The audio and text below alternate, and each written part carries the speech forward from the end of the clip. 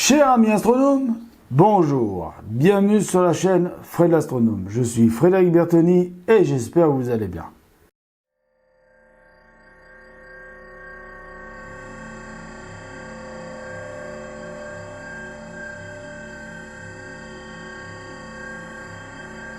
« 79% des Français croient à la théorie du complot. » Ça fait énorme. J'ai lu ça dans un article il y a quelques jours, le matin en buvant mon café, j'étais en train de lire mon journal quotidien quoi. Quand tout d'un coup je tombe sur cet article, et un tout petit article, une dizaine de lignes, même pas, et là je fais un bond énorme. Je dis mais qu'est-ce que c'est que cette mascarade, qu'est-ce que c'est que ça D'habitude c'est plutôt les Américains. C'est plutôt le truc des Américains, ça, de croire au complot, tout ça. Bon. Et là, bon, je lis un petit peu plus l'article. Et dans l'article, alors vous allez me dire, oui, mais ce que tu nous dis là, ça n'a rien à voir avec ta chaîne, ça n'a rien à voir avec le sujet de ta chaîne. Mais attendez, vous allez voir. Et dans l'article, je lis qu'en fait, il y a un certain nombre de pourcentages de Français, je crois que c'est aux alentours de 45, 50, 50%, quoi, à peu près la moitié de la population française, qui croient que le ministère de la Santé et que les laboratoires pharmaceutiques sont cul et chemise, sont ensemble et qui nous mentent sur les médicaments, sur les vaccins, des trucs comme ça. Bon, vous me direz, qu'est-ce que ça a à voir avec ta chaîne? Mais attendez, vous allez voir. Sur ces 79% de Français qui croient à la théorie du complot, il y a aussi un bon nombre, je crois que c'est à peu près 35-40% de Français qui croient que John Fitzgerald Kennedy s'est fait assassiner par la CIA. Et vous me direz toujours dans les commentaires, oui, mais pourquoi tu nous parles de ça alors que nous, ta chaîne, ça parle de science, d'astronomie et tout comme ça. Bon, ok, oui, non mais... Attendez. Quelques jours se passent. Et puis, un soir, en famille, à la cuisine, on est en train de manger notre soupe. Et la radio, Europe 1, voilà, on écoute Europe 1, nous. Et à Europe 1, il y a Alain Sirou qui intervient. Alain Sirou, qui est rédacteur en chef du journal Ciel et Espace. Vous savez, donc je suis abonné et donc je suis adhérent aussi du club AFA. Donc AFA, c'est Association Française d'Astronomie. Et là, Alain Sirou, pareil, lui aussi, parle de cette histoire de 79% des Français qui croient à la théorie du complot. Et là, bien sûr, évidemment, on en revient à ce que la chaîne parle, c'est-à-dire de sciences d'astronomie, de l'espace, de l'exploration spatiale, d'observation et tout ça. Et Alain Sirou donc intervient dans cette émission sur Europe 1 sur ce fameux article des 79% de Français qui croient au complot. Bon. Lui aussi, je pense qu'il devait être vachement être étonné. Bon. Et il dit comme ça, il dit, vous vous rendez compte quand même qu'il y a un certain nombre de pourcents de Français, un certain nombre de Français qui croient que l'homme n'a pas marché sur la Lune, qui croient que les ovnis nous ont envahis, qui croient que le gouvernement français leur cache la vérité sur les ovnis. Tout ça. Je dis, putain, moi je me dis dans ma tête, Alain Sirou, c'est bien d'en parler, mais d'en parler comme ça, alors bon, il a quand même mouliné dans la semoule un petit peu ce soir-là, parce que il était avec un journaliste qui était un petit peu, taquin avec lui. Et moi, j'étais un petit peu déçu, parce que je trouve qu'on rentre pas assez dans l'art de ces idées de préconçues, de complotistes et tout ça. On rentre pas, comment dire, moi je pense qu'il faut arrêter ces histoires. Faut arrêter avec ça, avec cette histoire d'ovnis qui ont débarqué sur Terre, que les gouvernements savent tout, que nous les... Alors oui, il y a aussi, putain, alors il y a un truc, un chiffre qui m'a mis hors de moi. Il paraîtrait-il qu'il y aurait 65% des Français qui croient que les astronomes amateurs et professionnels leur cachent la vérité sur les extraterrestres. Alors, bien sûr, je ne vais pas parler au nom de tous les miens, c'est-à-dire les astronomes amateurs, et puis pas, bien sûr, je ne vais pas parler non plus au nom des astronomes professionnels, je ne suis pas légitime pour parler à leur place, ils le feront très bien par eux-mêmes s'ils veulent réagir. Mais vous connaissez ma grande gueule, parce que oui, j'ai un défaut, c'est que j'ai une grande gueule, et quand il faut dire les choses, je les dis, et vous le savez que quand il faut que je dise quelque chose, je le dis. Franchement, moi je vais avoir 42 ans au mois d'août là. Oui, je les fais pas, mais je vais avoir 42 ans au mois d'août. Depuis l'âge de 8 ans, j'observe le ciel, à la lunette, au télescope, aux jumelles, avec mes yeux nus. Je n'ai franchement... Alors j'ai vu des choses bizarres... qui au départ n'étaient pas expliquées, et puis que quand je posais la question à des astronomes plus expérimentés que moi, et qu'on y réfléchissait ensemble, et qui m'interrogeaient dans quelles conditions ça s'est fait l'observation et tout, eh ben, ça verrait qu'il y avait une explication. Il y a pratiquement dans 90% des cas d'observation de phénomènes, je vais appeler ça des phénomènes non expliqués. Je ne vais pas appeler ça des ovnis, je vais appeler ça des phénomènes non expliqués. Il y a une explication. Il y a toujours une explication. Pratiquement. Voilà. Si, mais ça, je ne vais pas le jurer. Jurer à quoi ça servirait. Mais si j'avais vu, de mes yeux vus, un vaisseau extraterrestre, ou des petits bonhommes verts, ou des petits bonhommes gris, mettez-leur la couleur que vous voulez, on s'en fout. Vous le savez, je vous le dirai. Vous le savez que je vous le dirai. Moi, vous savez que j'ai peur de personne et j'ai peur de rien, moi. Donc, moi, que des connards d'hommes de gouvernement ou des services secrets de gouvernement me diraient « Ouais, t'as observé ça, t'as vu ça, faut rien dire », je leur dirais « Mais allez vous faire foutre, les mecs. Si vous voulez pas que je le dise, vous me collez une balle dans la tête maintenant, parce que de toute façon, je vais le dire. » Voilà, moi, je suis comme ça. Hein. Moi, je n'ai rien à foutre, moi. Donc, non. Depuis l'âge de 8 ans jusqu'à aujourd'hui, je n'ai encore rien vu de tout ça. Et pourtant, c'est pas si on cherche pas quand même à aller voir. Hein. Alors, je dis pas que je suis comme ces ufologues. Oui, vous savez, ces fameux ufologues qu'on voit courir toute la nuit après ces fameux phénomènes inexpliqués, enfin ces ovnis, ils appellent ça des ovnis, et qu'ils vont dans certains endroits, vers certaines montagnes, et qu'avec leurs appareils photo, tac, et là ils vous montrent, vous avez vu, j'ai pris une photo, regardez, il y a une forme. Déjà, quand vous voyez ces reportages à la télé, déjà dites-vous que c'est tout scénarisé. Hein.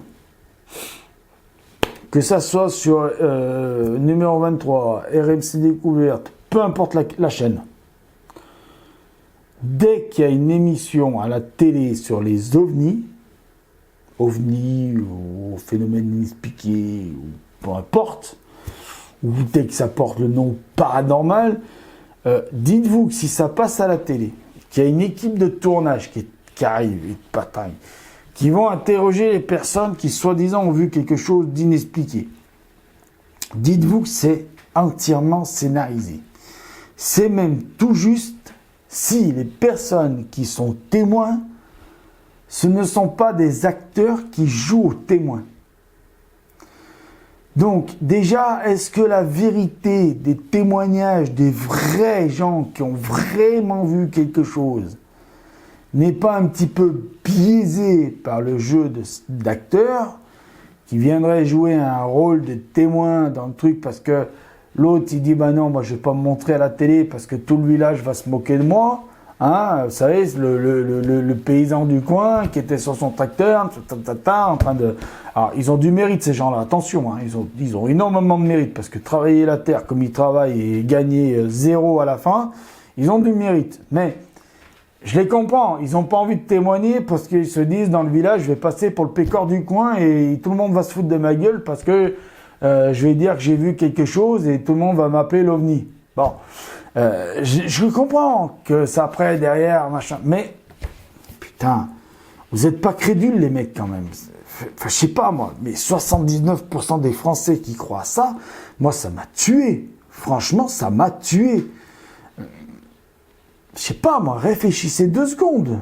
Donc comme je vous disais, je vous le dis, ces vidéos, ces trucs là, bon, alors je parle des émissions télé, mais bon, c'est scénarisé, ça c'est sûr, c'est certain.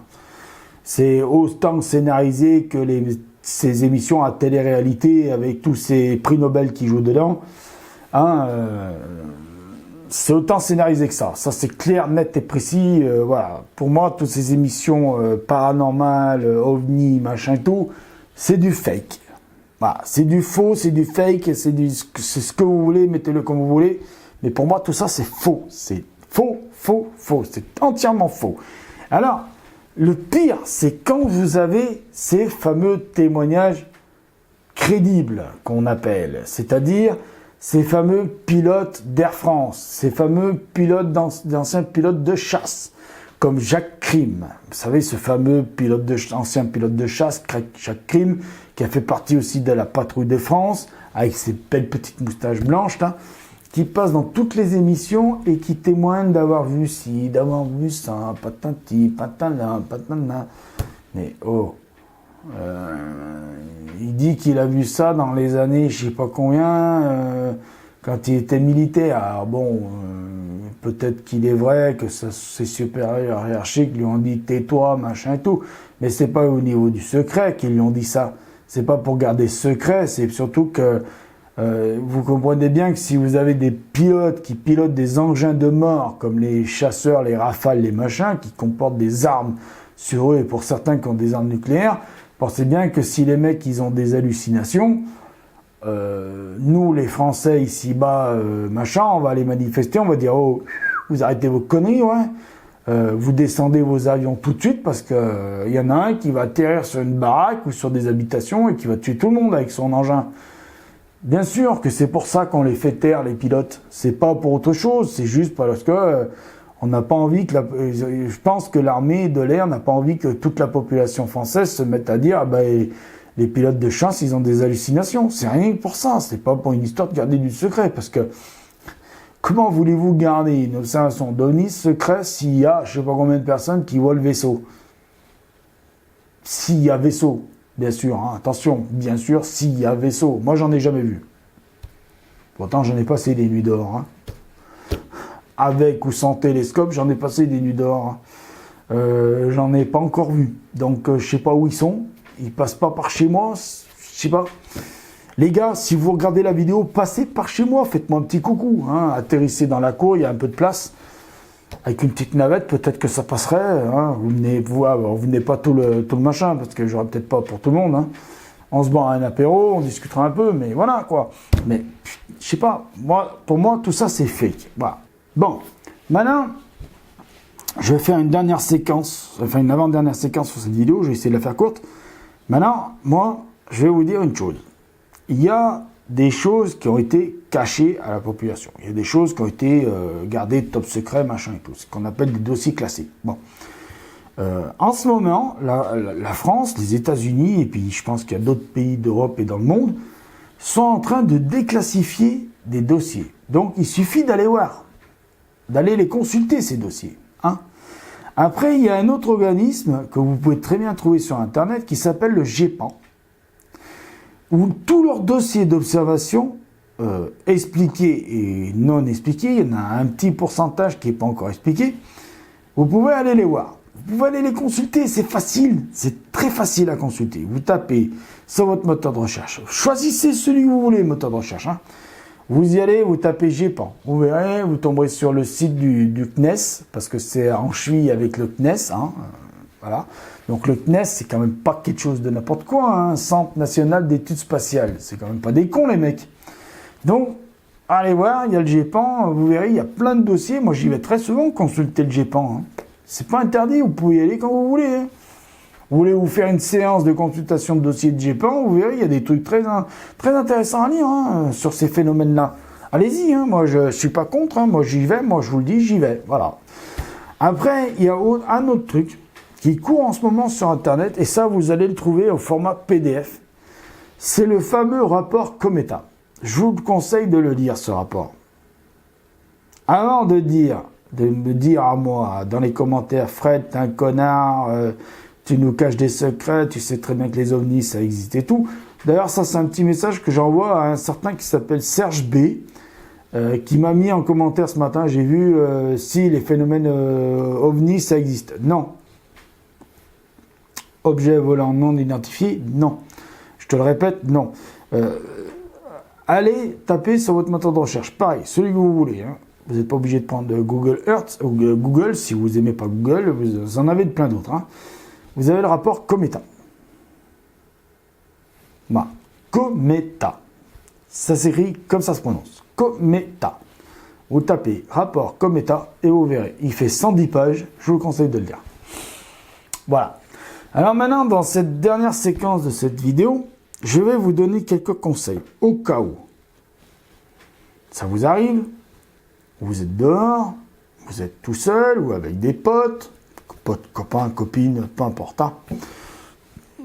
Vous avez sorti votre matériel, vous allez vous préparer une séance d'observation, vous observez, et puis tout d'un coup, vous ou un de vos copains ou une de vos copines vous interpelle et vous dit « Ah, regarde là-haut, il y a des lumières un peu bizarres, ou il y a quelque chose de bizarre. » Enfin, vous regardez. Moi, je vous conseille un truc. Ayez un téléphone portable avec vous, quelque chose qui filme. Filmez le plus longtemps possible le phénomène. Filmez-le. Ah, c'est simple. Filmez-le. Moi, de toute façon, quand je sors dehors, même sans instrument, j'ai toujours un appareil photo avec moi qui filme ou qui prend des photos. Donc, je filme ou je prends des photos si au cas où il y a quelque chose. Mais pour le moment, je vous dis, de l'âge de 8 ans jusqu'à aujourd'hui, rien. Bon. Mais filmez. Si vous voyez quelque chose, filmez. À la suite de ça, vous mettez le film sur votre ordinateur arrivé à la maison, ou sur votre télé, ou peu importe le support que vous avez, et regardez-le. Regardez-le avec vos potes, ceux qui étaient là avec vous le soir, ou le plus de monde possible qui était là avec vous le soir. Si tout le monde ne peut pas revenir, mais faites-le 2-3 jours plus tard, mais sans en reparler. Et à tête froide, à tête reposée, re-regardez le film. Et peut-être que, en regardant le film et en vous interrogeant entre vous, peut-être que vous arriverez à trouver la solution. Après, si vous n'arrivez vraiment pas à trouver la solution par vous-même, il est simple de contacter le GEPAN. Alors, vous n'allez pas contacter le GEPAN directement. Vous allez aller à votre commissariat de police ou à votre gendarmerie. Vous inquiétez pas, vous n'allez pas passer pour des branlots. Ils en ont pratiquement, je ne sais pas combien par an, des gens qui viennent les voir pour ça. Parfois, ils ont même des gens qui sont même carrément insensés. Alors que si vous êtes censé, bon, ils vous prendront d'autant plus au sérieux. Donc, vous y allez les voir et vous leur montrez le film. Et vous leur dites, voilà, nous on était... Vous leur expliquez les circonstances. On était à tel endroit, c'était telle heure. Alors, notez l'heure et l'endroit où vous êtes aussi, de l'observation. Vous notez l'heure, l'endroit où vous vous trouvez, combien vous étiez de témoins. Et vous allez voir donc les gendarmes, la police, enfin, les autorités compétentes qui sont les plus près de chez vous, et eux-mêmes vont commencer à mener une enquête. Et si eux-mêmes l'enquête n'aboutit à rien, ils vont la confier au GEPAN. À ce moment-là, le GEPAN va vous contacter. Bien sûr, vous laissez vos coordonnées aux gendarmes ou aux policiers. Le GEPAN va vous contacter. Ils vont peut-être vous envoyer, même certains qui vous envoyeront, si eux-mêmes ils ne trouvent rien sur l'enquête, ils vont venir vous interroger. D'accord? Et vous serez interrogé et ils amèneront une enquête. Alors, soit ça aboutira à une réponse et vous aurez une réponse de ce que vous avez observé. Et attention, cette réponse, il faudra y faire confiance parce que le GEPAN est intègre. Ça veut dire quoi intègre? Ça veut dire qu'ils n'ont pas à mettre leurs croyances dans l'enquête. Ils doivent être impartials. Et ils sont impartials. Je peux vous dire, vous pouvez me faire confiance, ils sont impartials, ces gens-là. Donc voilà, c'est le seul moyen de faire constater un phénomène inexpliqué. D'accord? Voilà. Là, je suis assez sérieux là-dessus. Et vous verrez qu'il y aura beaucoup moins de complots, il y aura beaucoup moins d'histoires à la con, on va dire, comme ça, directement. Hein. Je vous promets que vous allez voir qu'il y a beaucoup de choses, vous allez vous dire, ah ouais, ouais. Moi, je peux vous raconter une anecdote. J'ai un copain qui pratique l'astronomie depuis une vingtaine d'années, donc un petit peu moins que moi, et qui un jour me ramène une vidéo en me disant, ah là là, regarde, j'ai filmé un truc extraordinaire. Donc on le met sur l'ordinateur, on regarde. Et là, je zoome sur la vidéo et je m'aperçois qu'il y a une petite flamme qui bouge. Et donc je fais une mise au point sur la vidéo, j'arrange un peu l'image et tout. Alors sans la truc trafiquer, hein, je joue sur les lumières, sur la balance des blancs et sur la balance des couleurs et sur la luminosité. Et là, je fais apparaître ce qu'il n'avait pas vu lui-même sur la vidéo, c'est-à-dire une structure d'une lanterne thaïlandaise. Vous vous rendez compte, il s'est fait avoir lui-même par une lanterne thaïlandaise. Parce que y avait une famille thaïlandaise qui s'était installée pas très loin de chez lui, il n'était pas au courant, que les Thaïlandais, pour fêter le Nouvel An, ils envoyaient des petites montgolfières avec une bougie. Alors c'est des petites lanternes, donc il y a une petite bougie en bas, il y a une espèce de petit dôme de papier par-dessus, c'est un papier très léger, la petite bougie fait de l'air chaud s'engouffre dans le petit papier, la petite lanterne s'envole. Et donc elle va très haut dans le ciel, et à un moment donné, on ne voit plus la structure elle-même de la lanterne, on ne voit que la petite lumière de la bougie. Mais quand c'est très haut, on ne voit pas l'oscillation de la flamme, d'accord ? Donc, on peut avoir l'impression qu'on voit un espèce d'objet inexpliqué. Eh bien, c'est ça. C'est une lanterne thaïlandaise qu'il a vue. Voilà. Donc, vous voyez, il y a des trucs qui sont très expliqués et que par nous-mêmes, on a réussi à expliquer par nous-mêmes. D'ailleurs, la vidéo, je l'ai même envoyée à la gendarmerie de mon coin, qui eux-mêmes l'ont envoyé par mon biais au GEPAN, et le GEPAN nous a envoyé un mail en nous disant « Vous avez raison, c'est bien une lanterne thaïlandaise ». Voilà, donc on a eu la confirmation en plus de ce que nous-mêmes nous avions déjà soupçonné après avoir revu la vidéo à deux. Donc voilà, donc, vous voyez, c'est très simple d'expliquer les choses. Il faut expliquer les choses très simplement. Voilà, c'est tout. Hein, voilà. Donc je vous remercie de m'avoir écouté. Encore une fois, une vidéo très longue que je voulais très courte, mais donc tant pis. Allez, je vous dis au revoir, prenez soin de vous, mettez l'œil à l'oculaire et ciao!